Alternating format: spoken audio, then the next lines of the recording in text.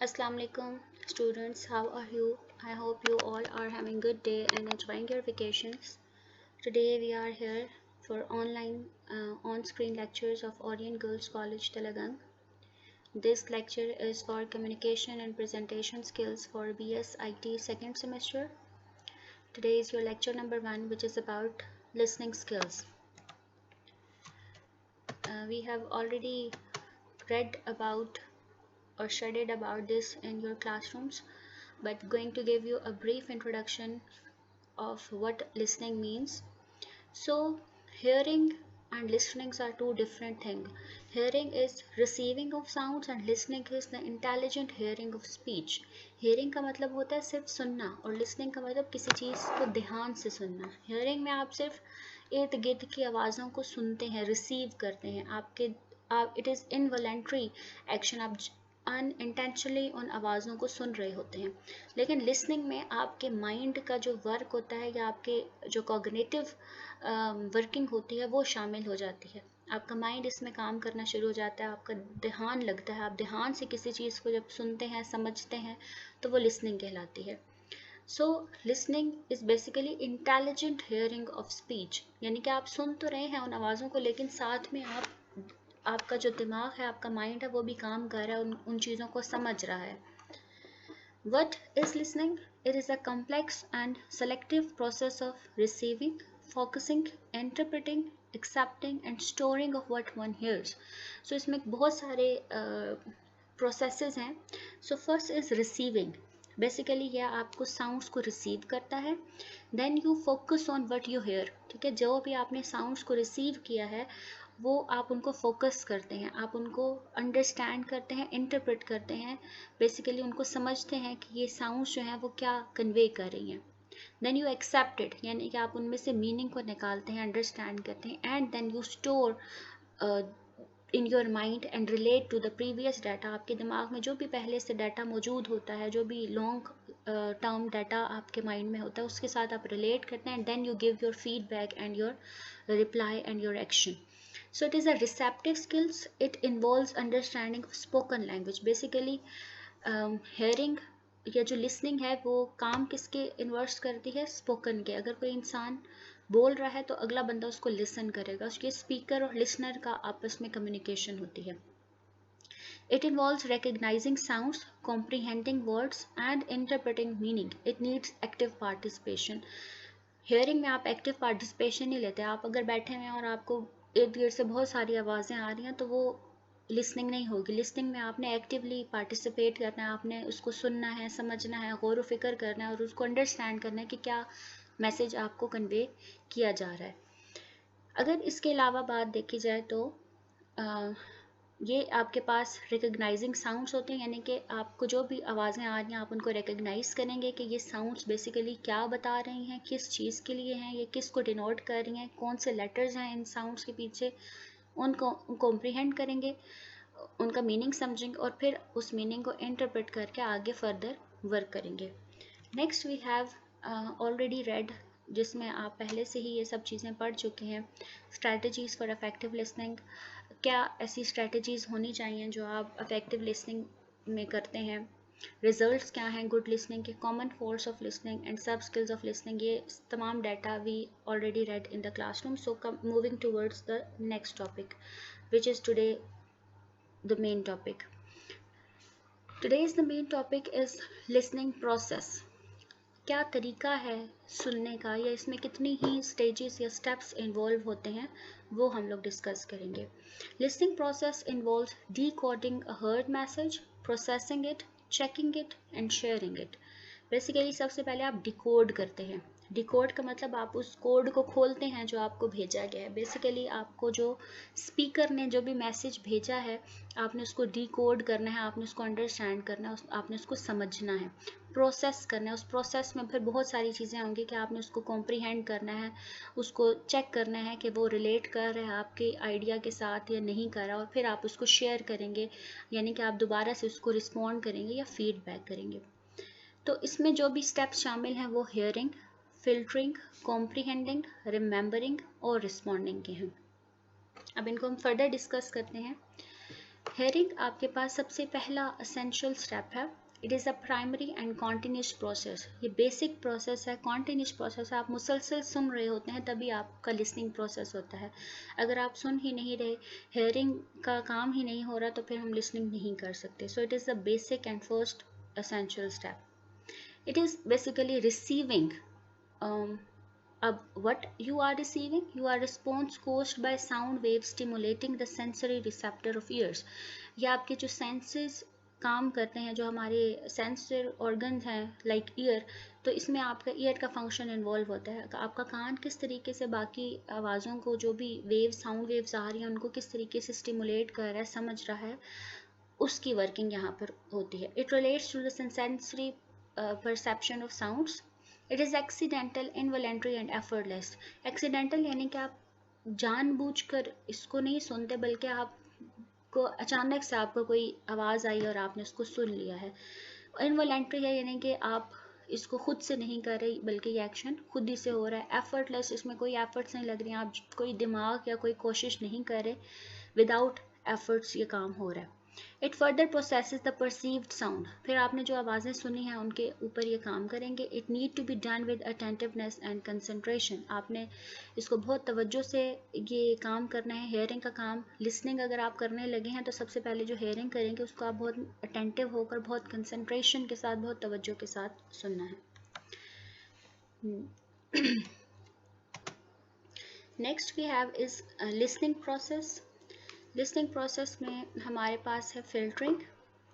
Filtering में हम क्या करते हैं कि आपके पास जो भी आपने साउंड्स को परसीव किया है या हेयर किया है, आप उनमें से आगे से फ़िल्टर कर लेंगे, यानी कि उनको अरेंज कर लेंगे कि आपने उन आवाज़ों को, जो भी आपके पास हर्ड मैसेज है, उसको आप उसको चाहते भी हैं, आप do you want that message or you don't want that message.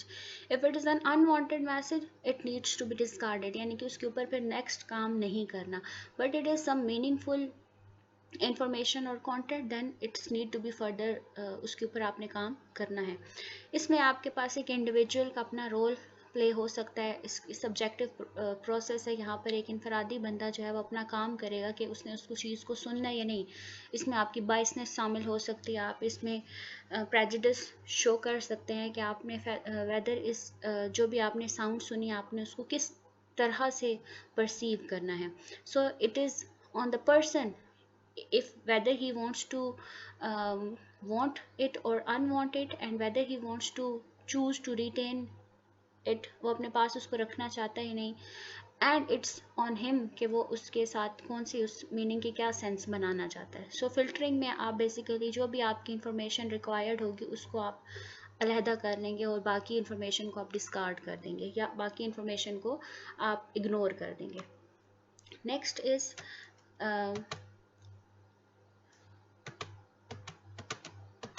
Comprehending. Comprehending का मतलब होता है अंडरस्टैंड करना, समझना।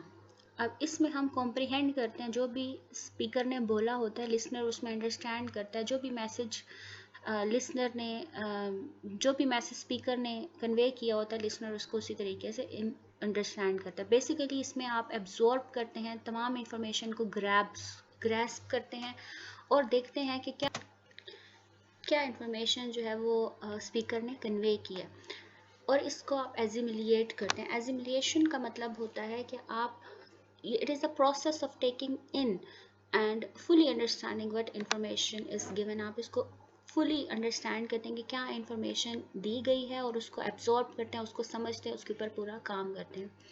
बेसिकली इसमें लिसनर जो है वो अपनी नॉलेज, अपने एक्सपीरियंस को इस्तेमाल करके, अपनी परसेप्शन को, अपने आइडियाज़ को, ओपिनियन को, और जो अपना उसकी कॉग्निटिव पावर है, जो उसकी थिंकिंग पावर है, जो उसका ब्रेन कहता है, उसको यूज़ करके जो भी उसको स्पीकर ने मैसेज कन्वे किया है उसको अंडरस्टैंड करते हैं, फुली उसको अंडरस्टैंड करते हैं, उसके मीनिंग को, उसकी वर्किंग को, तमाम चीज़ों को अंडरस्टैंड करते हैं, एब्जॉर्ब करते हैं अपने पावर की बेसिस पर, अपनी नॉलेज की बेसिस पर, जो भी प्रीवियस डाटा स्टोर होता है।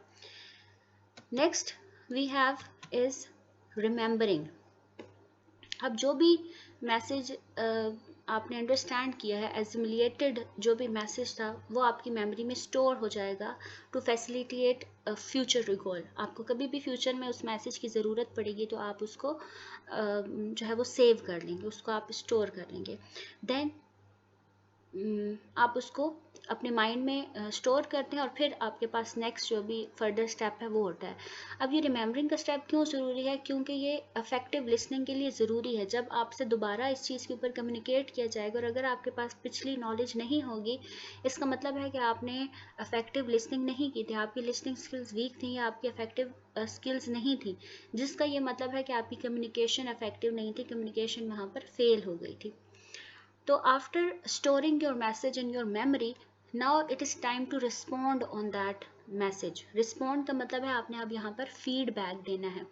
फीडबैक ज़रूरी है। किसी भी हम लोगों ने क्लास में ये चीज़ डिस्कस भी की थी कि आपका लास्ट स्टेज जो कम्युनिकेशन का होता है ना, वो एक्शन या रिप्लाई स्टेज होता है, जिसको आप फीडबैक स्टेज भी कहते हैं।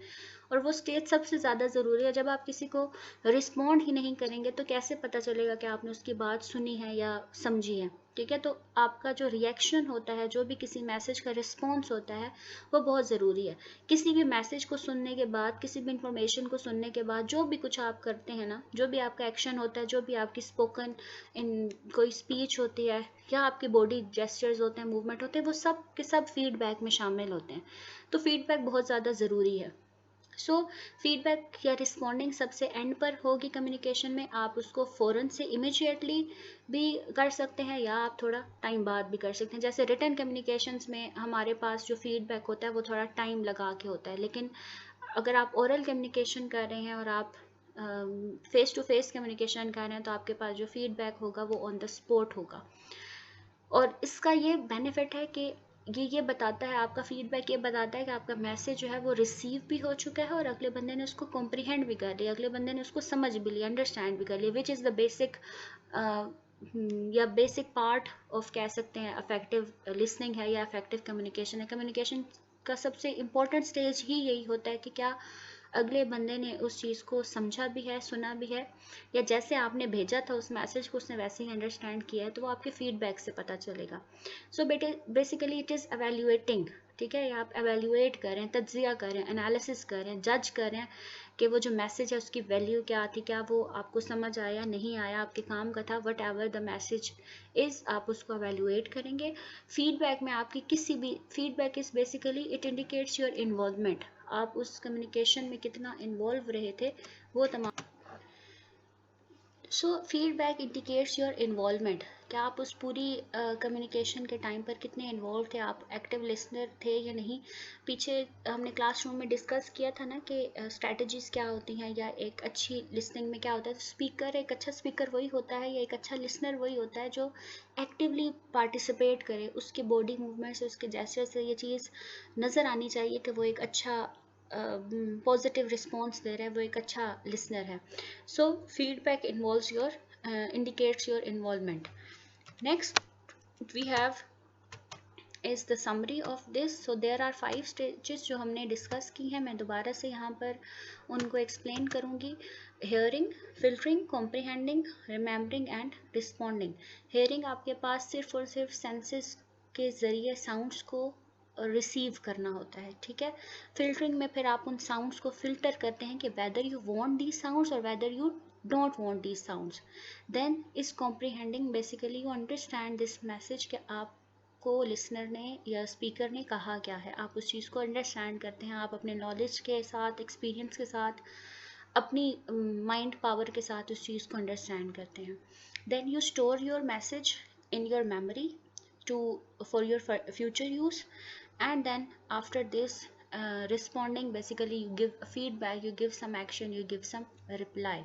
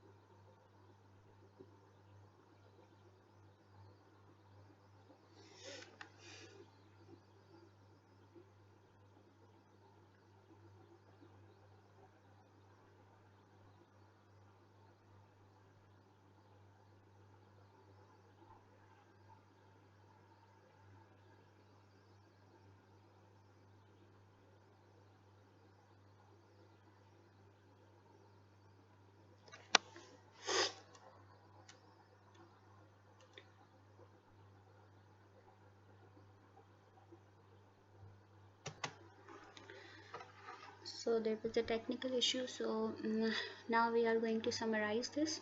So when we listen, we have to construct a message from the stream of sounds which we receive through ear. सबसे पहले हमने एक मैसेज को कंस्ट्रक्ट करना होता है जो भी हमारे पास साउंड्स हमारे ईयर के थ्रू हमने रिसीव की होती हैं.